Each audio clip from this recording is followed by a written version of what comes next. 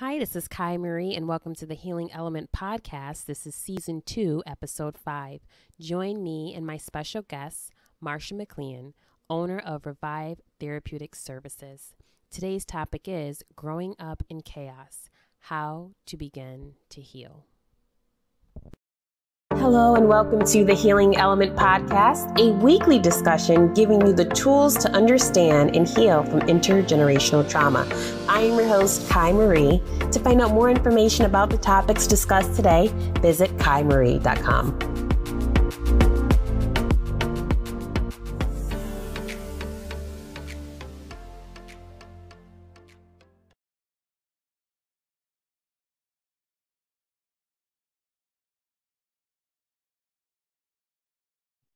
Hi, this is Kai Marie, and welcome to the Healing Element Podcast. We are in Season 2. So excited that you decided to join me. I have a very special guest today. Before I introduce her, I just want to let you know about our topic. Our topic is titled Growing Up in Chaos, How to Begin to Heal. In summary, we're going to talk about how to learn to build healthy relationships after growing up in a chaotic home. My very special guest today is Marsha McLean. Hello, Marsha. So happy to have you here today.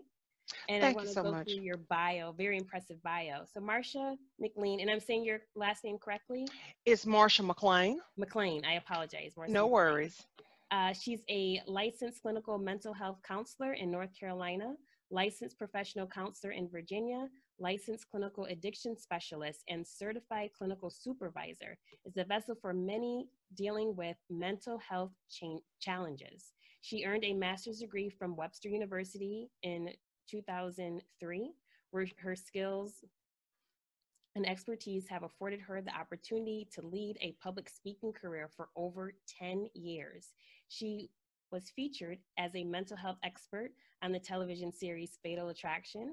Oh, that's fascinating. In 2014, and her passion to support people in identifying the root causes of their conflicts has made her a subject matter expert in her profession. Marsha has been the keynote speaker at networking groups, women empowerment seminars, addiction workshops, and for larger insurance companies. She has spoken on topics ranging from depression in women, trauma addictions, and so much more. Marsha's goal is to motivate people to change. Thank you so much, Marsha, again, and welcome. Thank you so much. Thank you for this opportunity. I really appreciate it. Thank you. And I look forward to having this talk with you. And I will say that how we connected, it was through Instagram. I saw the work that you were doing on your Instagram page, and I just wanted to connect because of the value that you were putting out as far as just letting people know that it's kind of not the end, right? When you're going through challenging times, you can work through it. And also that you provide guidance and advice to how you can work through very challenging times. And so I really appreciated that, and I wanted to connect. So I'm happy that we were able to do so. And then we've had a few conversations since then. So today, as I said, we're going to be talking about growing up in a chaotic environment, family, community. And that's something I'm sure a lot of people can relate to, unfortunately, but that is the case. But the good news is we have our expert here that can tell us how we can begin to heal from that, and just to make sure that we're not passing on that type of pain to others, right? They say, the old saying is hurt people hurt people. So we want to That's begin right. the healing process to avoid that. So I'm going to stop talking. And so Marsha, can you define to us growing up in a chaotic home or family community? How do you define that? Okay, so let's just talk about chaos for a moment. Mm-hmm. Chaos is just being in constant, complete confusion all the time, never knowing what to expect. That could be when you're dealing with an alcoholic parent, a parent that's strung out on drugs, or a parent that gambles, or you may have a mom or dad that don't have stable relationships, constantly going in and out of relationships, and you haven't trying to rebuild um, relationships with whoever they bring in and out. Those can be chaotic. Unstable finances, where you're having your lights on one day, lights off the next, just never knowing, always in constant survival mode of I don't know what to do, and always kind of in confusion. And if you're not careful, If people are not careful with their children, they will continue this cycle on. They will continue the patterns and behaviors that the parents exhibit while they were growing up. So to me, chaos is, like I said, just total confusion, just Mhm. not having any accountability, don't have a strong foundation. And another form of chaos is when somebody's wanting to help you or noticing that you're struggling, but you don't see it's Mhm. become a way of life to you, and you don't see it as that. This is your normal day life. So how dare someone come in and like, you could do a little bit better, Mhm. so Mhm. that affects a lot of different people. But that's, to me, is what chaos is, being in a chaotic home, chaotic family, don't have a good financial structure, don't have a good support system. All these things can affect when you are being raised that way. Right. I'm glad that you defined it and just kind of breaking down chaos and what that looks Yes. like, because that makes me think of a lot of times we think of like drug abuse or alcoholism, Hmm. but even when you said financial and you think about the stability that's needed to have a household, we've seen so many stories of homelessness, and what happens when there isn't enough money within the home to create stability for children, like what can happen to that family. So I'm so happy that you broke it down that way. Absolutely. And another thing that people need to think about, if you have a family member that have a lot of medical issues, like may have MS or unstable diabetes. They may not mean to have a chaotic house, but because of their medical, just the unknowns can cause you to be in a panic, can cause you not to know from day to day if mom or dad are going to have a good day, if they're going to have to go to the emergency room. All of these things can cause a chaotic household. But what you can do is first be aware. Talk to your kids about things. Let the children know what's going on and get the help that you need. If you know you're struggling with addiction, address that addiction. Address what those underlying issues are that are causing you to have chaotic moments. And if you are a single parent, or don't have a lot of money, we don't want to beat you down because you don't have a lot of money. Hmm. But we do encourage you to get a game plan so maybe in a few years it don't have to be this way on a consistent basis. Hmm. And bring your children into that. Connect them like, well, this is what mom is doing, this is what the family's doing, and this is where we hope to be in a few years. It's not going to be like this always. Mold kids where it's okay to ask questions. Don't be a parent, do as I say, not as I do.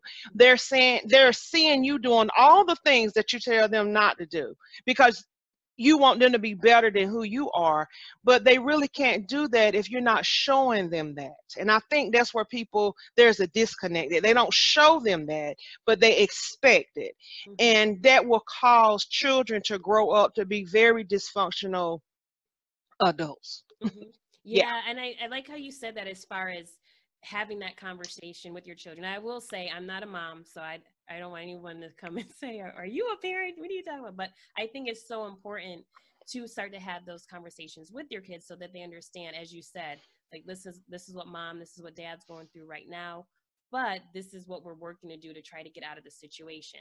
Now, you did allude to this a little bit. What happens in that type of environment, a child growing up where there is that instability, and say if they're not having that type of conversation with mom and dad, how does that affect their ability to have relationships with their peers, and just their ability to cultivate healthy relationships growing up? So the children may what I call fragment. And what I mean by that is they may have trust issues. They may always feel like someone is against them, someone's picking on them. Their grades may suffer at school. And especially, like, for instance, let's go back to the finances or even the drug abuse. Hmm. If there is not a lot of resources in the home and children are going to school that they don't look their best, they are going to be picked on. You know, they're Right. going to be picked on, and that hurts a child. So that makes them a little shy, not wanting to talk because they're afraid of being rejected by their peers, Mm-hmm. and they isolate. And then if teachers and guidance counselors don't pick up on that, that can really scar a child.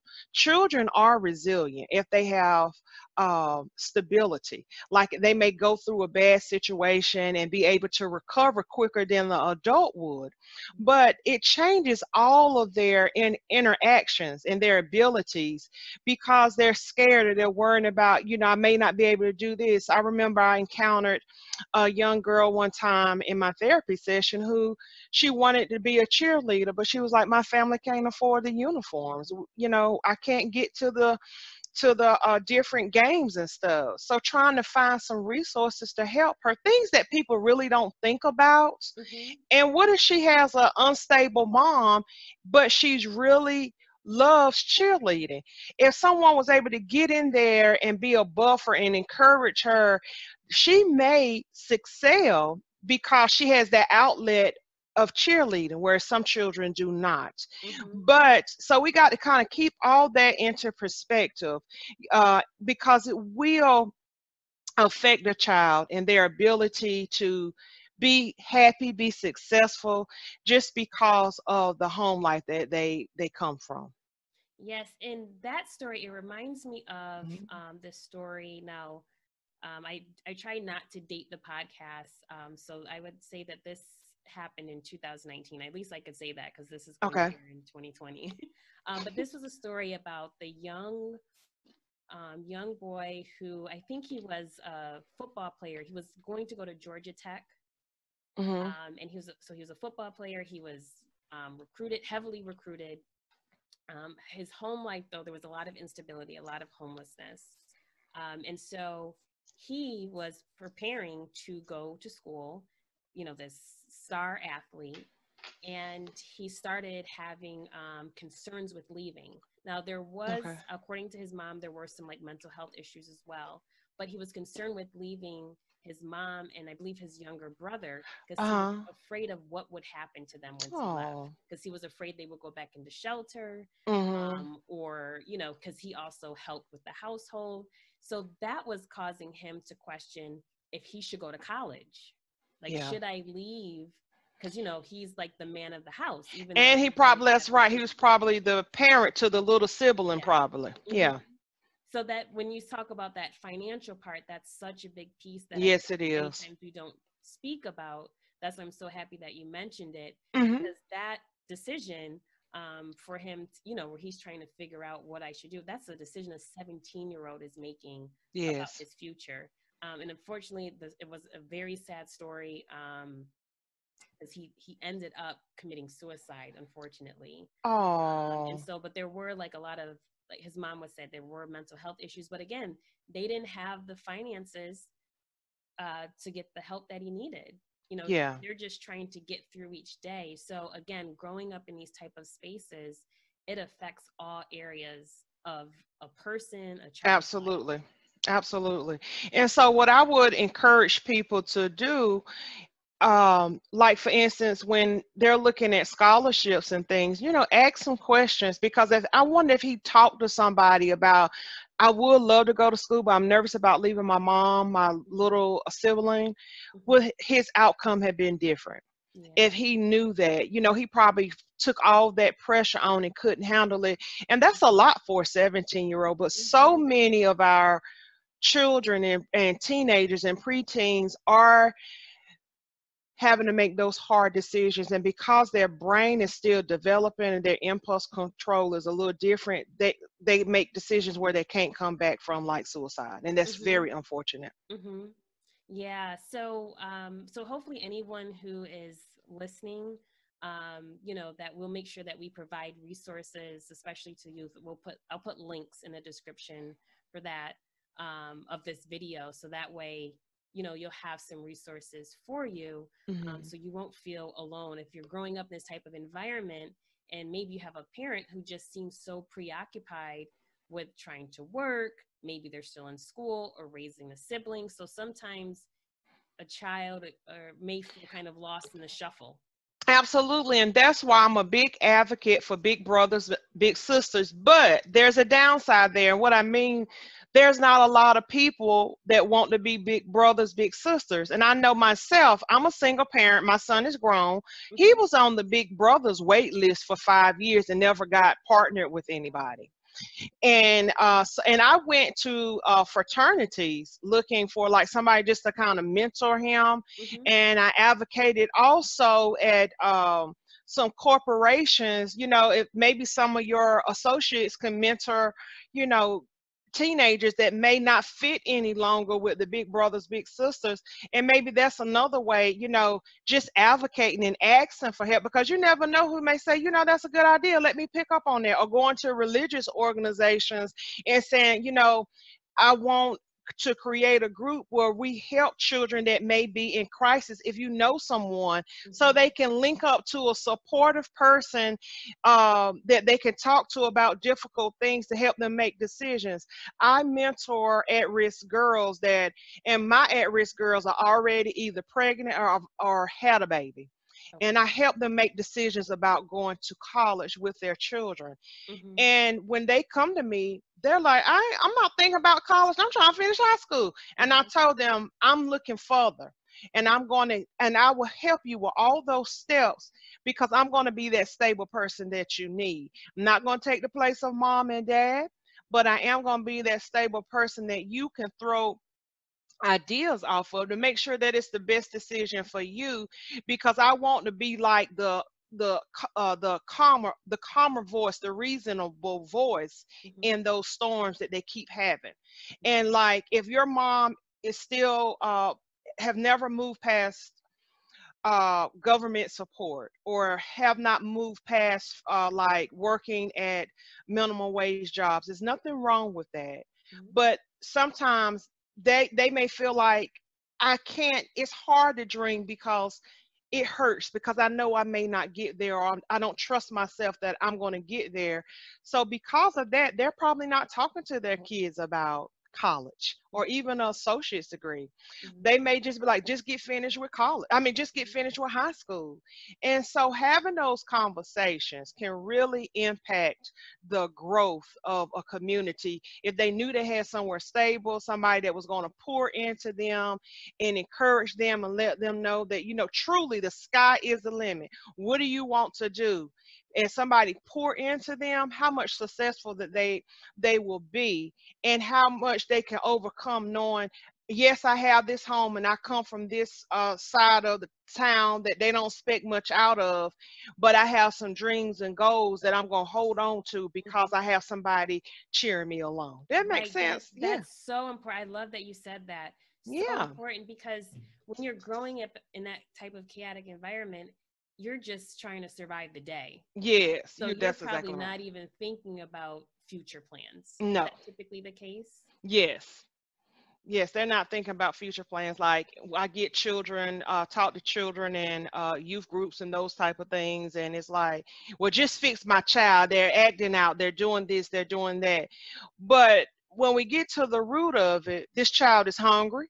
Mm. They have a learning disability. Their mom have several different children, and it's like the one who acts out the most gets the attention. It may not be positive, but they are the ones who get the attention.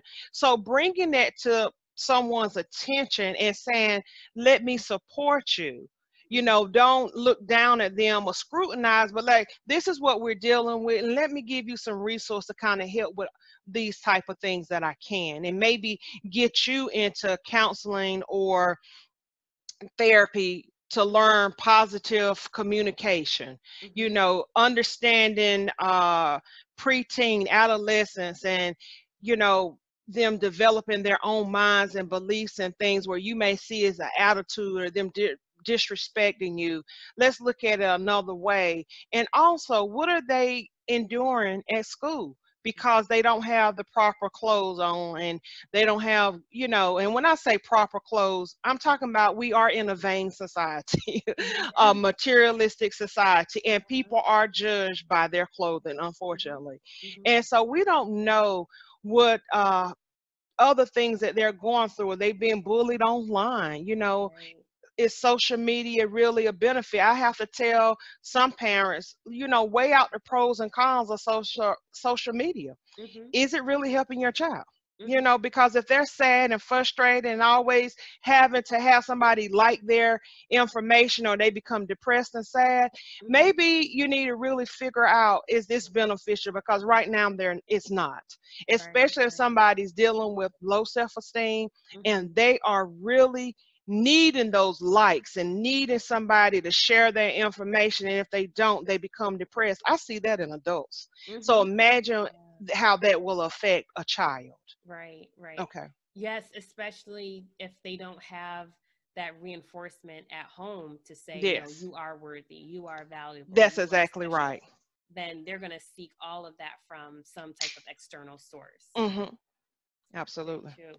So, a child growing up in that type of environment, we talked about how they may show up in school and kind of show up in the world with having a hard time to connect and trust other people. And so, them now growing up into adulthood, again, maybe not even realizing that they grew up in Mm-hmm. a chaotic home because maybe so many of their peers or their community around them, it kind of makes it normal. Like Normal. They this isn't normalize chaos. it. This is, Yeah. yeah, this is a normal type Yeah. of childhood I had. So how could this affect now that child as an adult growing up in that type of environment? They may still be in what I call survival mode.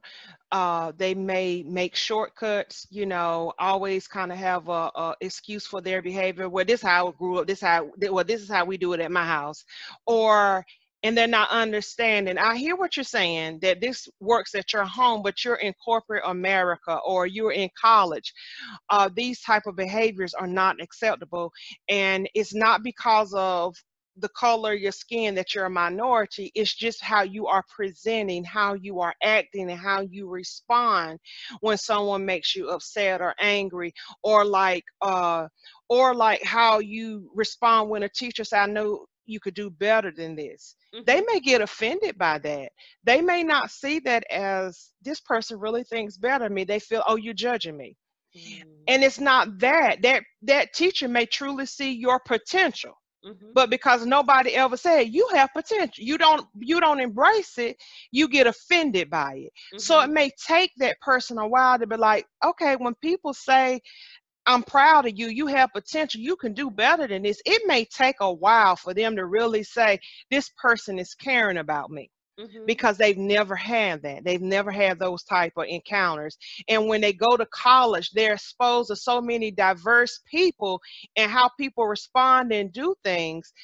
Many times, children that come from chaotic homes, they go home that first or second semester because they can't adjust. Mm-hmm. And so Mm-hmm. I always tell administrators at colleges, when I'm able to, make sure they have a buddy, somebody that may come from their area, or somebody to talk to or something, because we want to make sure that they have the support that they need to continue, because they may not get that at home. Right. Or some people may call back home and their mom or dad, you really need to come home. We really need your help. And they'll sacrifice their future and Mm-hmm. go back home to basically a dead end, Mm-hmm. a dead end job, a dead end life, Right. because they think that's all they're worthy of. Mm-hmm. So you have these broken people. And I always tell people, it's easier to fix a broken child than a broken adult. Mm. It's a little easier because children are more resilient than adults. Mm-hmm. And the longer you have these issues and you never address them, the harder it's going to be, I should say, for you to get help, Yeah. for you to recognize, I need to get some help, I need to kind of change. Mm-hmm. Yeah. Yeah, I agree. Because then as you grow up, there's so many layers. It's like that onion. It's Yes, just and you just keep everything. getting layers and Mm-hmm. layers, and so that's why I always try to say, get them while they're younger. I had a young guy. I won't say he was about 25. He kept getting in trouble with his manager. He was, oh, he picking on me. He this, he did. So I had to do a full evaluation, a full assessment, and then I had to realize his dad wasn't in the picture. His grandma raised him. Uh his mama would come get him sometime, but he always seemed to end up at the grandma house, and he never had stable housing. Mm-hmm. And all of a sudden he has got an opportunity to work in the tech field. And he had behavior problems. He was good at his job, but he had behavior problems. Mm-hmm. And those behavior problems stem back from his childhood. You know, when he threw a fit, his mother would keep him longer. And he said he did it to stay with his mom because he wanted to stay. But his mom wasn't stable, so she always sent him back to the grandmother. The grandmother was older, in an older era, and she was basically very rough around the edges. Do what I say now as I do. I'm feeding you and this and that, and that's all I need to do.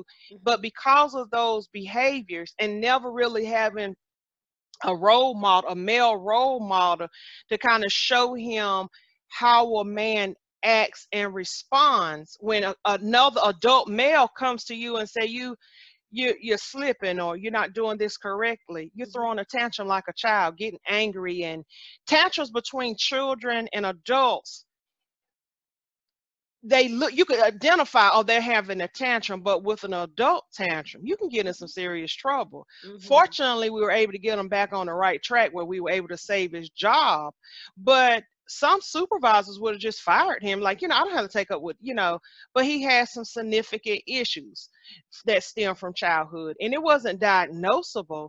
It was anger issues specific to his childhood and learning good emotional regulation. Wow. And so seeing how that shows up in the workplace, Yes. and it's not just, oh, I don't like my boss. It's much deeper than that. It's Mhm. it's much deeper than that. Now, some people can just have a sucky boss. Some bosses are fragmented, damaged people Right. too. And that's true. Hurt people are going to hurt people. Uh-huh. But if you go to a job and you already have confidence in yourself and you already love and value you, Mm-hmm. regardless of what you deal with, you could just say, they dealing with something that ain't got nothing to do with me. That's just though that's their personal issue. So when they correct you, you can kind of cipher through, do I really need to fix this or have some discussion with HR or maybe go to another manager and like, well, what do you think about this? Instead of instantly, oh, they don't like me. They trying to get rid of me. They trying to sabotage my career. Mm-hmm. And it may not be that. It may be your communication is not as effective.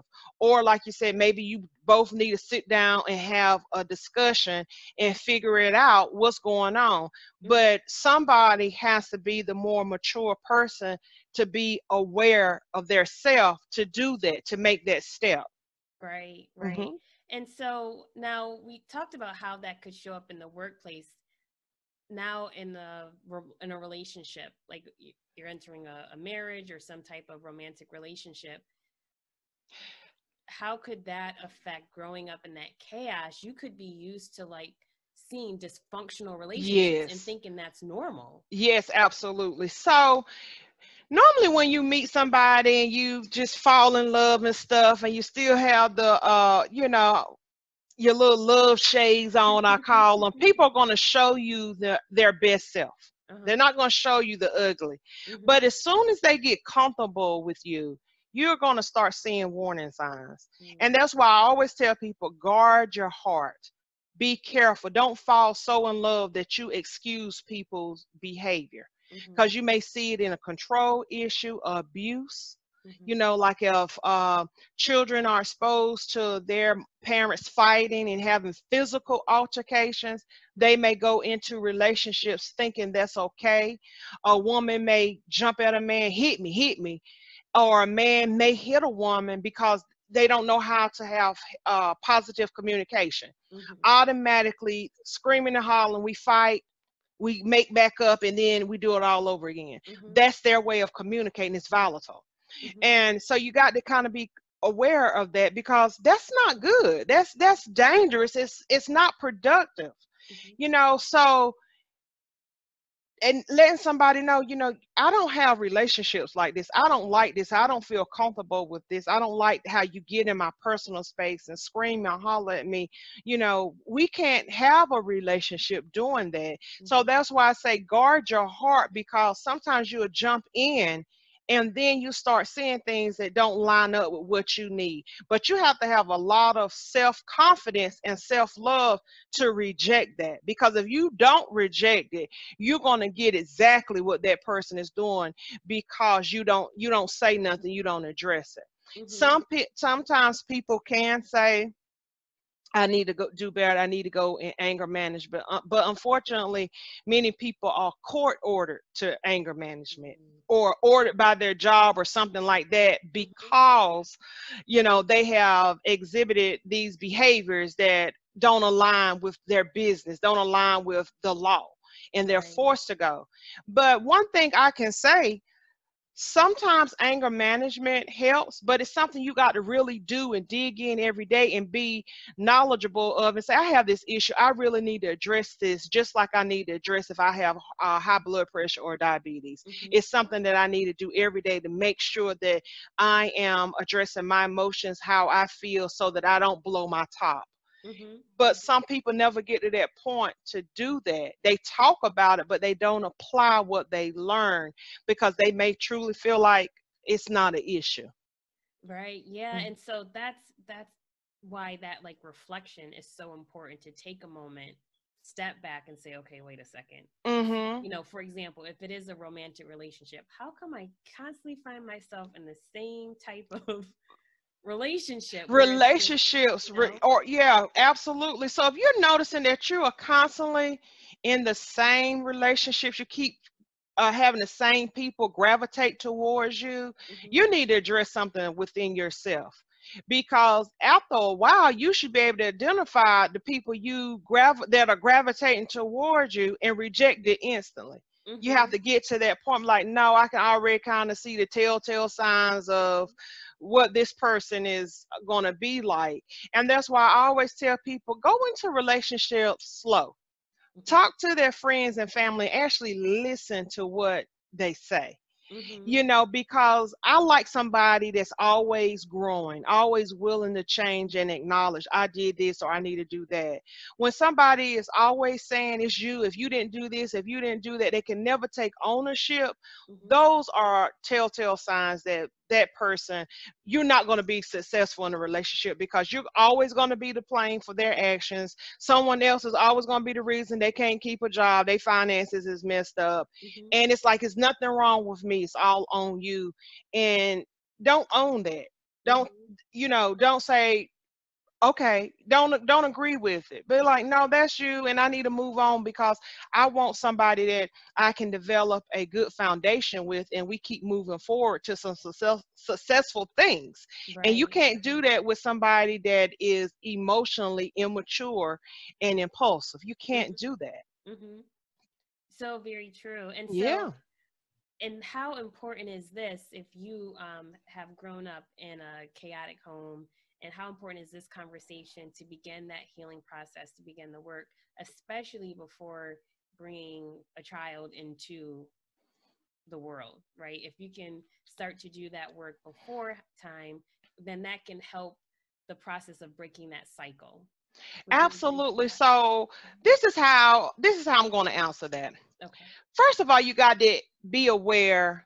I had a crummy childhood, a challenging childhood, Mm-hmm. and I need to address these issues before I become a parent myself, if that's your desire. Mm-hmm. Because if you don't, you'll just continue on with that same cycle. Mm-hmm. I know myself, I grew up in a very dysfunctional home. And when I had my son, and I had my son very young, I went to parenting classes because I thought I was going to hurt him. I didn't think I was going to be able to be a good mom. And I made mistakes along the way. Absolutely, I did.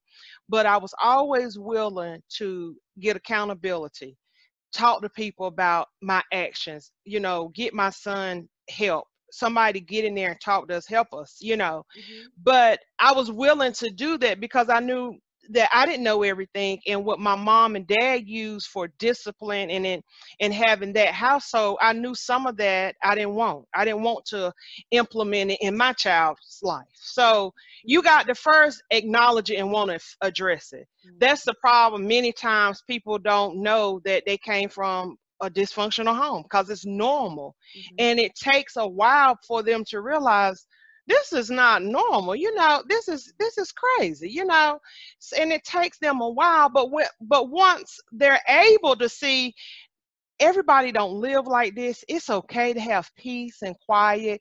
It's okay to have a disagreement and not tear up everything in the house. Mm-hmm. So I would say start your healing talking to people, researching it, reading books, joining some support groups, connecting with your religious organizations, and not having to tell all your business, but just getting how other people interact, and how people handle stressful situations, how people handle lifelong illnesses and those type of things, so you'll know what works for you. So when you have a baby, you'll be able to pour into them all the good things about life, Mm-hmm. like love, compassion, having grace, providing yourself some grace, being able to go and have healthy relationships. And when you argue with people or people disagree with you, don't take it so personal where it destroys you because you start feeling insecure. Talk to somebody, put it in perspective, and keep moving. Now, you can raise your child the best that you can and truly say, I did this, I did that. And your child may still make choices that you don't agree with. But you can be knowledgeable and say, look, I did the best that I could, and this is how. But your child may come back to you like, you didn't do this, this, and that. Right. Let them know, I'm sorry. I didn't know you felt that way. Let's talk about it so we can still have a relationship, because I want the relationship, and do it that way. Always be willing to learn and accept feedback, good or bad. Mm-hmm. Some feedback you don't have to own it, but Mm-hmm. acknowledge that it's there, that person, you hurt this person, for that insight, so you don't keep doing the same thing over and over. So when you're having your baby, they're so precious, but babies become angry 2-year old, look, having what is that, the terrible twos, and Uh-huh. then they get their own opinion around preteen and all these things. So your relationship with your child, like any other relationship, is always evolving, always developing. And what you did a year or two ago may not work, a few years from now. You just always got to have conversations, come back to the table, and renegotiate. Don't just like, this is final, unless it's something very, severe. But don't let it always be everything is final, is my way, because that's how you lose people. Mm-hmm. Yeah, and so there's a couple takeaways that I got from when you were talking as we start to wind down. Already, we could go on for I tell you 20 already, huh? minutes. There's a couple takeaways that came to mind when you were talking, as far as what's important when you are beginning your healing journey, from growing up in a chaotic home. One is communication. Yes. That's the one thing that probably is not happening in a chaotic home. There's probably, who are you going to talk to, or who's going to actually sit and listen to you? Another takeaway that I thought of is when you said, um, if somebody is doing something or responding to you in a certain way, about you not taking it, owning it and saying it's because of you. I think as children, and I would love to know your thoughts on this, growing up in a chaotic home, many times they internalize a lot of Yes. what's happening around them, and they think it's their fault. Yes. So all growing up into adulthood, you're thinking all of those things that happened to you, in this difficult childhood, that it's your fault somehow. And maybe you've been told that it's your fault. So you begin Hmm. to internalize, unlike saying, okay, that's because, someone treated me that way or did that to me because of trauma they had. It had That really nothing to do with me. nothing to do with it. You were there. Mm-hmm. Absolutely. Um, and there was one more that I had, and now it escapes me. But the communication and the not taking it personal, as far as what other people are doing, and really understanding, how that was because of their outlook on the world, trauma, pain that they experienced, that they're now projecting on you. This is again talking about a child who's growing up in that type of chaotic environment, maybe adults around them or either other children around them who have experienced trauma, that now is just kind of playing it right out Yeah. onto the people that are around them. Hmm. So yeah, so what I would say to that is communication is number one, Mm-hmm. and I want people to remember this: when voices go up, communication actually goes down. You're just trying to win a yelling match. You're not even communicating anymore. So Mm-hmm. when you notice that your voice is going up and up and up, you're losing your ability to communicate. So I always tell people, if you have to have a discussion, Mm-hmm. have it for 5 minutes. If you have to put it on your phone and hit, the a timer on your phone, Mm-hmm. and if you can't come to some type of agreement, walk away and come back to it. Don't continue in it. That's one way of good I communication. like that. Yeah. Yeah, so that's one thing that you definitely could do. Always tell your children you love them, you're proud of them, give them their hugs, their kisses. When you're talking to a child, Mm-hmm. don't look down at them, go to their level so they can see your eyes, so they know that you're sincere. Make sure that you know go to their games when you're able. And if you're a busy working person and you have issues, address those issues. Mm-hmm. Figure out, you may can't do therapy, but you have somebody that you are accountable to for your behavior. Mm-hmm. You know, educate yourself on some more healthier options of things that you can do. Mm-hmm. The library is free. There's a wealth of knowledge at the library. I always tell people, don't ever let your library card expire, Mm-hmm. so that you can have something to build on with your communication, because that child is your legacy. Mm-hmm. And the more you build on that legacy, how great is it going to be, because of what you poured into it, because of what you taught it, and what you encouraged it to do. I want you to kind of think about it like that. Yeah. Yes. Hmm. Yeah, I love that. And you hit the nail right on the head. The other one was, I wrote it down so I wouldn't forget, accountability. That was the other piece. Okay. What you said, the communication, not taking things personally, and accountability. Those are some huge takeaways. I mean, there are a lot of takeaways, but those are Yes. things. And accountability, because some people may feel like, I'm too old, I don't need accountability. Yes, you do. And Mm-hmm. especially if you work a job, you have accountability every day on that job. Right, So you right. have accountability. And if you say, I'm an entrepreneur, I work for myself, well, I'm going to tell you where else you have accountability at. In society, because if you break the law, you're going to be accountable to a judge, you're going to be accountable to the magistrate. So you Yeah. still have to have accountability. Mhm. Never get too old where you feel like, I know everything Yeah. and can't nobody tell me nothing, because you are sabotaging yourself. Yeah. Open your mind. Now, I'm not saying you got to receive information from everybody, but Mhm. what I am saying to you is, you need assistance and accountability like anybody else. And it's okay to ask for help and support. It's okay. Mm-hmm. Yes, and that's so true. And again, this goes right back to what you said in the beginning, that people who grew up in these chaotic homes, many times they don't want to go and ask for help. They just want to keep. So if you grew up in that type of environment into adulthood, you may not be too inclined to go seek help. But as you said, these are seeking help, whether it be through reading a book or going to therapy. These are all ways that help improve your quality of life and help improve your relationships with your friends, family, That's right. children, partner. That's exactly right. Pour into yourself all the things positive. Have some positive affirmations.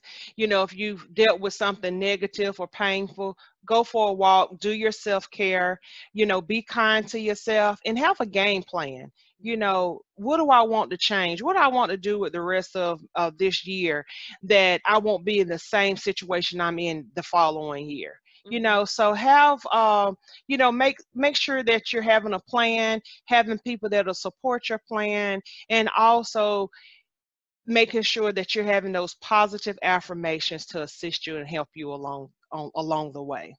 Beautiful. I love affirmations. Yes. Yes. Changing that mindset. So, unfortunately, which I said we could go on because I love Yes. this conversation and I'm sure it's helping a lot of people. And Marsha, so if people want to learn more about you, your services, how can they reach out to you? Absolutely. So I am a licensed clinician in the state of North Carolina and Virginia. You can reach out to me through Revive, www.revive, REVIETS.com. It sounds like rivets, but it's revivetS.com. I have a website. I'm also on Instagram at Your Professional Sista. That's my speaking name. I do speaking engagements through there, and you can follow me on there. I keep a lot of information and positive affirmations there if you really like those type of things. Mhm. And I think it's a plus. You can find information out there or on my Facebook page at Professional Sista under the speaking. If you want to, if you need consultation with like therapy, please reach out to me also at Revive Therapeutic Services on Facebook, and I will be more than happy to assist you in any way that I can. I also do a blog monthly where I talk about mental health issues, talk about communication and ways to be of assistance, and that is out monthly on my Revive Therapeutic Facebook page Mhm. as well as my website. Awesome, awesome. So I highly recommend for you to go to Marsha's website, also her Instagram page. That's how I connected with her. When I tell you, it's a lot of positive information, and really providing you with the tools to say you can begin to change, and you can take control of your life. It's not Hmm. like all is lost, right? You Yes. can still come back bigger and better. So I Hmm. highly recommend you check out her work. Marsha, thank you so much for joining today on the Healing Element podcast. It has been an absolute pleasure to host you. Well, thank you so much. And I just want to say thank you for allowing me to come and talk to your audience. And I just want to leave you and your audience with this. May the very best belong to you. Thank you so much. And with that being said, thank you so much to our listeners. Please make sure you subscribe to the Healing Element Podcast YouTube channel and make sure you download today's episode.